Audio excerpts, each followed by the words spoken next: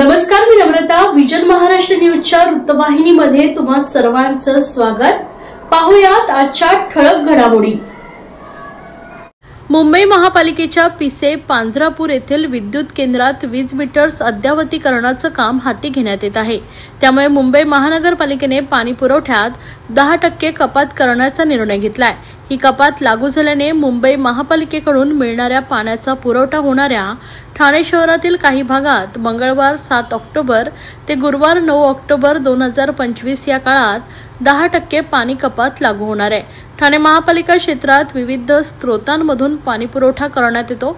त्यापैकी 85 MLD पाणी हे मुंबई महापालिकेच्या स्रोतातून ठाण्याला मिळतं. या पाणीसाठ्यातून महानगरपालिका हद्दीतील नवपाडा, पाचपाकाडी, हजुरी, लुईसवाडी, रघुनाथ नगर, नामदेववाडी, साईनाथ नगर, रामचंद्र नगर 1, किसन नगर नंबर 1, किसन नगर नंबर 2, शिवाजी नगर, पडवळ नगर, जनता झोपडपट्टी, शिवशक्ती नगर, करवालो नगर, अंबिका नगर, ज्ञानेश्वर नगर, जय भवानी नगर, काजूवाडी, जिजामाता नगर, बाळकुंपाडा नंबर 1, लक्ष्मी नगर, आंबेडकर नगर, मानपाडा, कोपरी, धोबीघाट, गावदेवी, जलकुंभ, टेकडी बंगला, जलकुंभ, तर भटवाडी, इंदिरानगर, आनंदनगर, गांधीनगर, कोपरी, कन्हानगर या परिसरात पाणी पुरवठा केला जातो. याच भागात मंगळवार 7 ऑक्टोबर ते गुरुवार 9 ऑक्टोबर 2025 या काळात 10% पाणी कपात लागू होणार आहे.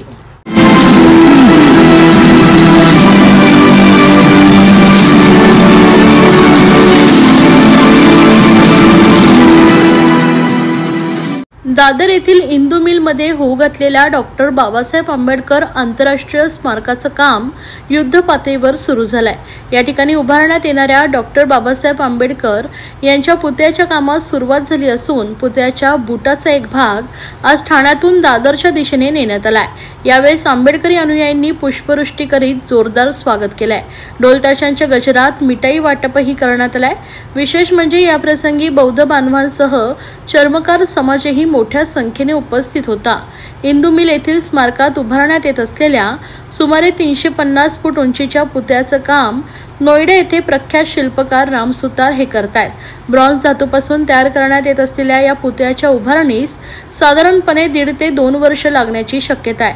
छोट्या छोट्या भागात हा पुतळा मुंबईत आणून तो उभारला जात आहे. तर या पुतळ्याच्या बुटाचा पुढील भाग आज ठाण्यातून मार्गक्रमण करणार असल्याची माहिती ठाण्यातील आंबेडकरवादी समुदायाला मिळताच भास्कर वाघमारे, राजाभाऊ चव्हाण, सुखदेव उबाळे, प्रमोद इंगळे, नंदुकुमार मोरे, प्रल्हाद मगरे आदींच्या पुढाकारातून शेकडो आंबेडकरी बांधवांनी ठाण्यातील कॅडबरी सिग्नल येथे एकत्र येऊन स्वागत केलंय. या प्रसंगी डॉक्टर बाबासाहेब आंबेडकर पुतळ्याच्या भागावर पुष्पवृष्टी करण्यात आली. तसेच गाडीचा चालक आणि त्यांचा सहकारी यांना कपडे आणि शाल देऊन सत्कार करण्यात आलाय. या प्रसंगी भास्कर आरकडे, आबासाहेब चासकर, पंढरीनाथ गायकवाड, राजकुमार मालवी, सुभाष अहिरे, विमलताई शरणांगत, तर विमल सातपुते, विनोद भालेराव यांच्यासह शेकडो कार्यकर्ते उपस्थित होते. आज भारतासाठी आणि महाराष्ट्रासाठी खूप मोठा आनंदाचा दिवस आहे. आज दिल्ली या ठिकाणाहून डॉक्टर बाबासाहेब आंबेडकर यांच्या पायातला बोट हा इंदू मिल मुंबई या ठिकाणी ठाण्याच्या मार्गाने जात असल्यामुळे तमाम आंबेडकरी अनुयायी या ठिकाणी त्या बुटाचा स्वागत करतायत बाबासाहेब आंबेडकरांचा आणि जल्लोष साजरा करतायत. बेंड बाजा वाजवून, लाडू वाटून, नाचून खूप आम्ही या कार्याचा, या सरकारचा अभिनंदन करतो आणि लवकरच आम्हाला या पुतळ्याचं दर्शन करायला मिळेल अशी अपेक्षा करतो आणि सर्वांना आभार मानतो हे काम केल्याबद्दल. दिल्लीवरनं नोएडावरनं निघालेलो 2 तारखेला दुपारी 1 वाजता. इथं पोहोचायला मला 5 दिवस लागले. पण बाबासाहेबांचा शूज आणताना थोडासा पार्ट आहे तो, पण मला स्वतःला खूप गर्व वाटतोय की मी बाबासाहेबांचा शूज आणण्यासाठी गेलेलो दिल्लीला. आणि नोएडावरनं येताना आम्हाला UP, राजस्थान, MP हे सर्व राज्य मला लागलेत आणि आम्ही रात्री स्टे करायचो धाब्यावर थांबून. पण खूप चांगलं वाटलं मला बाबासाहेबांचा शूज घेऊन येताना. हा पुतळा कुठे बनवला जातो आणि कोण बनवतोय? हा पुतळा दिल्लीला नोएडामध्ये राम सुतार हे मूर्तिकार आहेत गाझियाबादला, ते मूर्ती बनवत आहेत.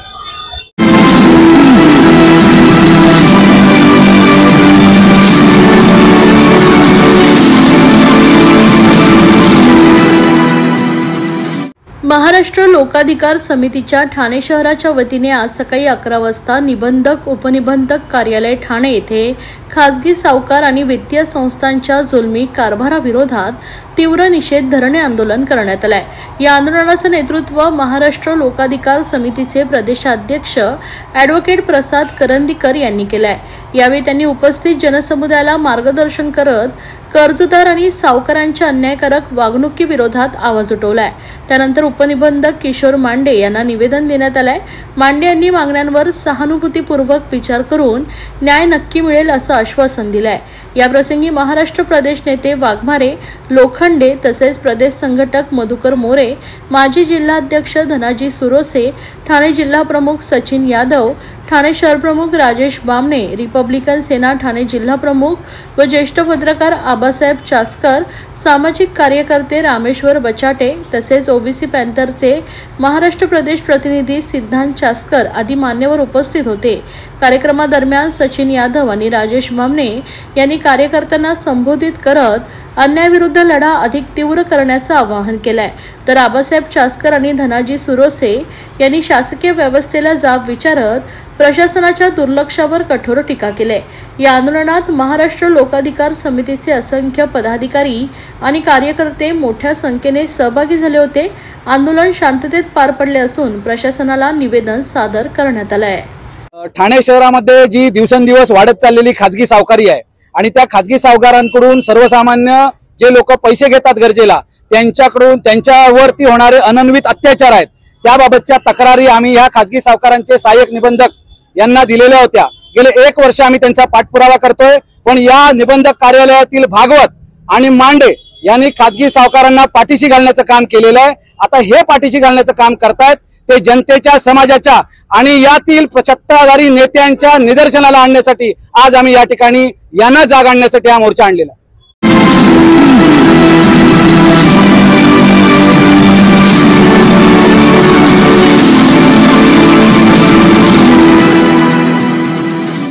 ठाण्यातील कोपरी पूर्व परिसरातील आझाद क्रीडा मंडळाच्या वतीने दरवर्षीप्रमाणे यंदाही नवरात्र उत्सव भव्य व भक्तिमय वातावरणात संपन्न झाला।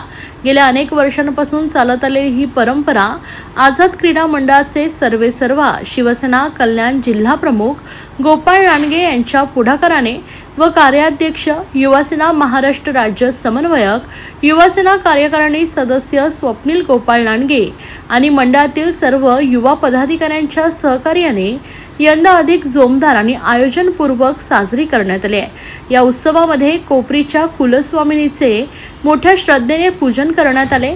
भव्य, आकर्षक आणि कलात्मक मूर्ती स्थापनेमुळे देवीचं दर्शन घेण्यासाठी परिसरातील नागरिकांची मोठ्या प्रमाणावर उपस्थिती होती।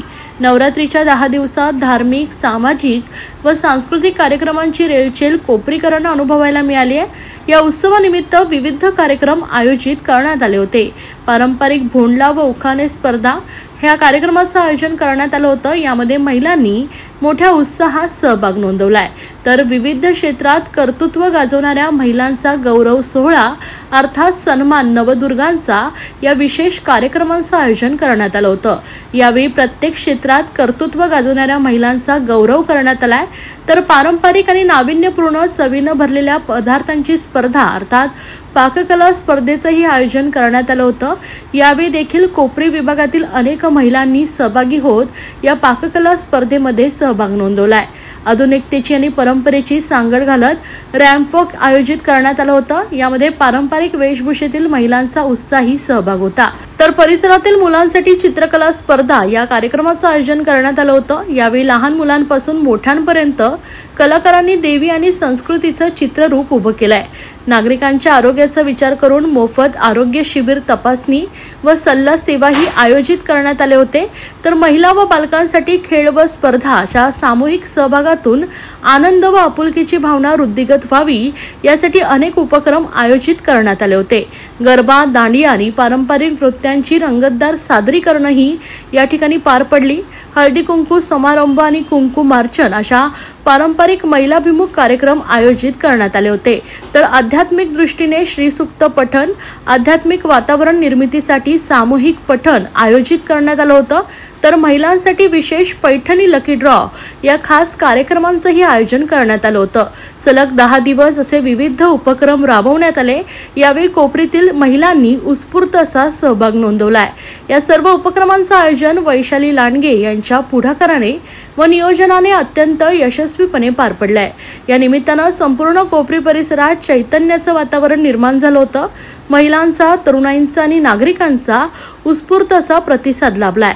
आझाद क्रीडा मंडळाचा नवरात्र उत्सव म्हणजे केवळ धार्मिकता नव्हे तर एक सामाजिक बांधिलकी, महिलांचा सन्मान, सांस्कृतिक जतन आणि उत्सवप्रियतेचा संगम हे पुन्हा एकदा अधोरेखित झालाय. उत्सवाची सांगता देवीला साष्टू निरोप देत मंगल आरतीने जय अंबेच्या गजरात करण्यात आली आहे.